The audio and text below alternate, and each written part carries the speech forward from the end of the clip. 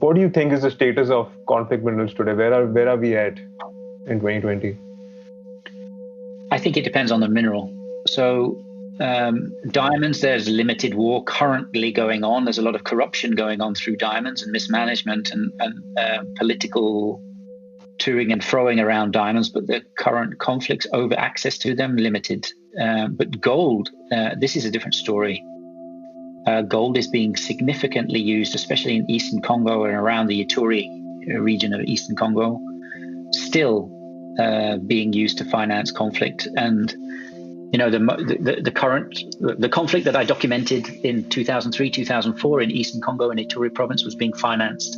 That Hema and Lendu conflict that was being financed by the access to gold is ongoing. And whilst I worked together with Human Rights Watch at that time to highlight the way that the international community was implicated in the extraction of that gold and assisting certain rebel groups in some of their work, and Anglo Gold Ashanti was held to account by Human Rights Watch, and Metalor Technologies, another mining company, was held to, or commodity trading company was held to account by Human Rights Watch, and they stopped buying gold from this region, or they changed their practices in this region.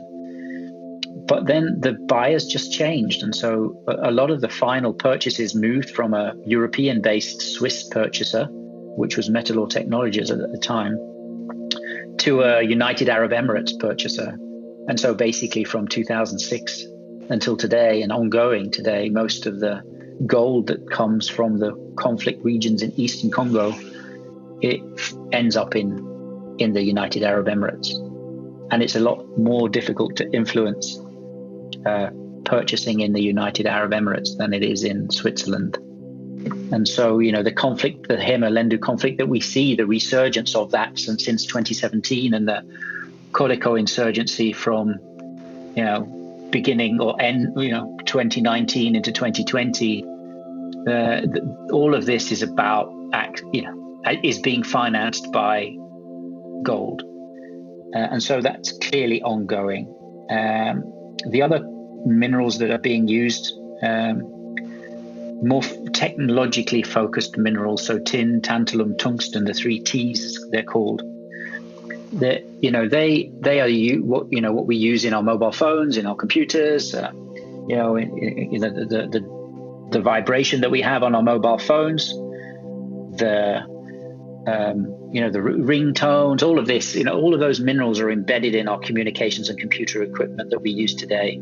And of course, DRC is one of the largest deposits of many of these minerals. And historically, they have been quite a significant source of conflict since 2000, 2001, especially for, those 3 T's. And so increasingly through the work that I've done and others, especially Human Rights Watch and the Enough Project, we've been focusing and working together to try to bring policymakers to understand the implications that conflict minerals have on population and conflict. And so the Dodd-Frank Act that President Obama put into law whilst he was a president, that created a foundation for reporting for American corporations, listed corporations, to declare whether they had any minerals in their supply chain that were coming from Eastern Congo. And that started a journey for corporate America, and then later on global corporate institutions, to try to investigate and clean up their supply chain. And so organizations like Apple and Intel and Dell really started to look at the eastern part of DRC, not to exit that region, because the community in that region really needs these companies to source their minerals from that area, because economically it's essential for the well-being of the communities there.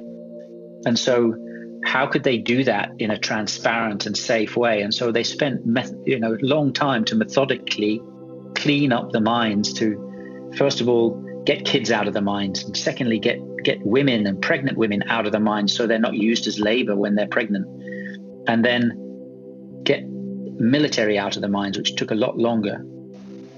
And now there is a rating system for all of the mines in Eastern Congo, that has been put in place and financed by these global technological companies like Apple and Dell and Intel to really create a transparent supply chain.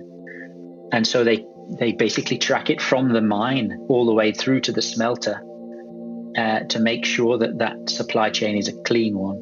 And I'm not saying that 100% of the mines where we source tin, tantalum, and tungsten are clean, but they're a lot more clean than they were in 2005.